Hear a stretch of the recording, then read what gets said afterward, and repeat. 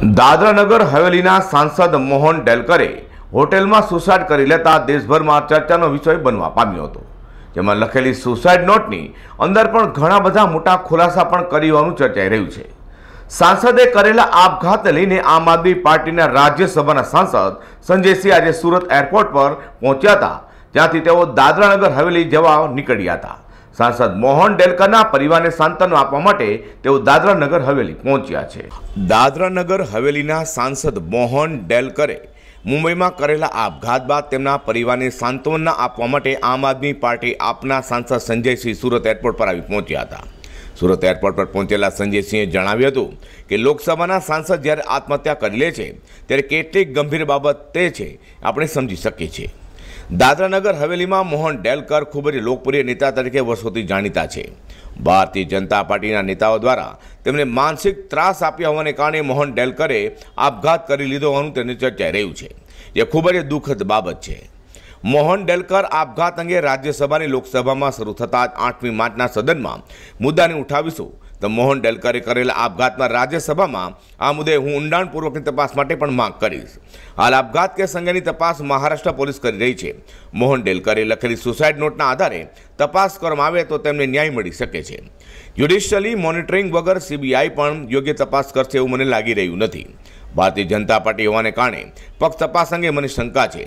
SIT बनावी high court और supreme कोर्टना जजनी monitoring हेठळ तपास करवामां आवे तो सत्य बहार आवी शके छे तेम तेमणे जणाव्युं हतुं। देखिए, ये एक बहुत बड़ा मामला है और जो कुछ भी उन्होंने अपने सुसाइड नोट में लिखा है उसकी इंक्वायरी चल रही है, लेकिन जो बातें सामने आ रही है कि भारतीय जनता पार्टी के नेताओं से त्रस्त होकर उन्होंने ये कदम उठाया, जो बहुत ही दुर्भाग्यपूर्ण है। इतने लोकप्रिय नेता का आत्महत्या करके अपना जीवन देना, मैं समझता हूँ ये बताता है कि भारतीय जनता पार्टी के नेताओं ने किस कदर उनका उत्पीड़न किया होगा, किस कदर उनको मानसिक रूप से परेशान किया होगा और जिसके कारण उन्होंने ये फैसला लिया। तो मुझे लगता है कि अभी महाराष्ट्र पुलिस के पास इसकी इन्वेस्टिगेशन है, इसमें जल्द से जल्द न्याय होना चाहिए और जो लोग दोषी हैं उनकी गिरफ्तारी होनी चाहिए, उनके खिलाफ सख्त कार्रवाई होनी चाहिए। आम आदमी पार्टी क्या इस मौत को लेकर किस तरह से देखते हैं और किस तरह से आगे इस पर कोई? अब आज तो हम अपने साथियों के साथ वहाँ संवेदना व्यक्त करने जा रहे हैं, अपनी उनके परिवार वालों से मिलने के लिए जा रहे हैं। पार्लियामेंट का सेशन 8 तारीख से शुरू होगा और उसमें निश्चित रूप से, क्योंकि वो लोकसभा के एक सम्मानीय सदस्य थे, तो उनका मामला मैं राज्यसभा के अंदर ज़रूर उसको उठाऊंगा। और ये कोई सामान्य घटना नहीं है कि देश के सर्वोच्च सदन के सदस्य को उत्पीड़न के कारण, प्रताड़ना के कारण आत्महत्या करनी पड़े। तो निश्चित रूप से जब सदन चलेगा तो इस मामले को मजबूती के साथ हम लोग उठाएंगे। मैं आज दिल्ली के मुख्यमंत्री अरविंद केजरीवाल जी की ओर से और अपनी पार्टी की ओर से गुजरात के साथियों के साथ जा रहा हूँ उनके परिवार से मिलने और इस दुख की घड़ी में पार्टी की संवेदना व्यक्त करना। सीबीआई जांच होनी चाहिए इस पूरे मामले की? देखिए, सीबीआई जांच बगैर जुडिशियल मॉनिटरिंग के, मुझे लगता है कि उसमें भी अगर बीजेपी शामिल है तो बहुत निष्पक्ष जांच की आप उम्मीद नहीं कर सकते।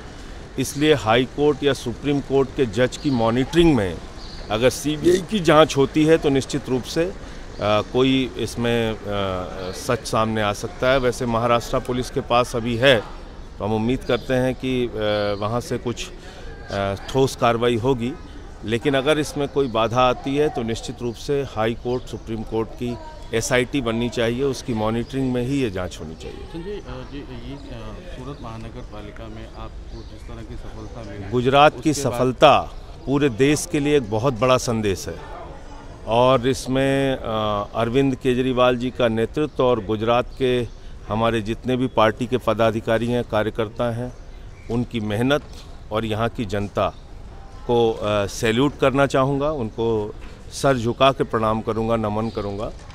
उन्होंने ऐसे वक्त में जब आम आदमी पार्टी की नीतियों को देश भर में स्वीकार्यता मिल रही है, ऐसे समय में जब दिल्ली के मॉडल की सराहना पूरे देश में हो रही है, गुजरात की जनता ने सबसे पहले आगे बढ़ के उस मॉडल को स्वीकार किया है और सूरत नगर निगम में अपोजिशन का जो दायित्व दिया है, विपक्ष की भूमिका निभाने का जो दायित्व दिया है, मुझे लगता है कि आम आदमी पार्टी बखूबी उसको निभाएगी। और ये बात और स्पष्ट हो रही है कि कांग्रेस पार्टी बुरी तरीके से यहाँ साफ है। अगर भारतीय जनता पार्टी से कोई मुकाबला कर सकता है, कोई इसको रिप्लेस कर सकता है, तो वो आम आदमी पार्टी है। दूसरा, जिस तरह का केंद्र सरकार का रवैया पिछले दिनों देखने को मिला, उससे ये समझ में आ गया है कि हिंदुस्तान में भारतीय जनता पार्टी 130 करोड़ लोगों की पार्टी नहीं है, बल्कि ये चंद पूंजीपतियों की पार्टी है और उन्हीं के लिए पूरी सरकार चल रही है। आपने देखा होगा, लॉकडाउन के दौरान एकमात्र क्षेत्र कृषि क्षेत्र था जहाँ पे जीडीपी ग्रोथ हुई थी, और आज उस कृषि क्षेत्र को नीलाम करने की कोशिश हो रही है चंद पूंजीपतियों के हाथ में।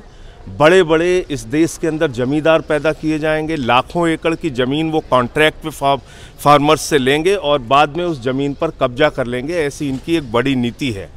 दूसरी बात, जिस तरह से बजट आया है इस साल का, उस बजट को आप देखेंगे तो सारे व्यापार को, सारे उद्योग को, सारे PSUs को बेचने की एक योजना है। तो देश बेचो योजना के तहत आप देश को तरक्की पे नहीं ले जा सकते।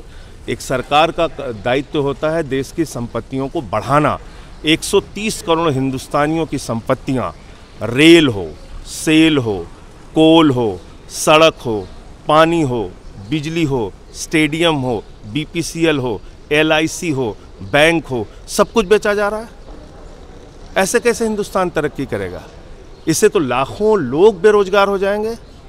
सारे PSUs को बेचने का मतलब आप समझ रहे हैं? जिस एयरपोर्ट पे हम लोग उतरते थे तो जहाँ लिखा रहता था सरदार वल्लभ भाई पटेल एयरपोर्ट, जिस एयरपोर्ट पे हम लखनऊ में उतरते थे तो वहाँ लिखा रहता था कि चौधरी चरण सिंह जी के नाम पर एयरपोर्ट, आज वहाँ लिखा रहता अडानी एयरपोर्ट।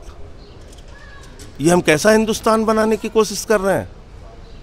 भारत माता की जय अगर हम लगाते हैं तो भारत माता की रक्षा, उनकी संपत्तियों की रक्षा, उनके बेटों की संपत्तियों की रक्षा, 130 करोड़ हिंदुस्तानियों की संपत्तियों की रक्षा करना सरकार का दायित्व है। और अगर उस दायित्व को सरकार पूरा नहीं कर पा रही है तो वो एक कपूत। આપના સાંસદ સંજય સિંહે ભાજપ પર આકરા પ્રહારો કર્યા હતા અને દેશમાં બદલાવની રાજનીતિ શરૂ થઈ હોવાનું પણ તેમણે જણાવ્યું હતું। અઝર કુરેશી સાથે પ્રકાશવાળા, G10 ન્યૂઝ।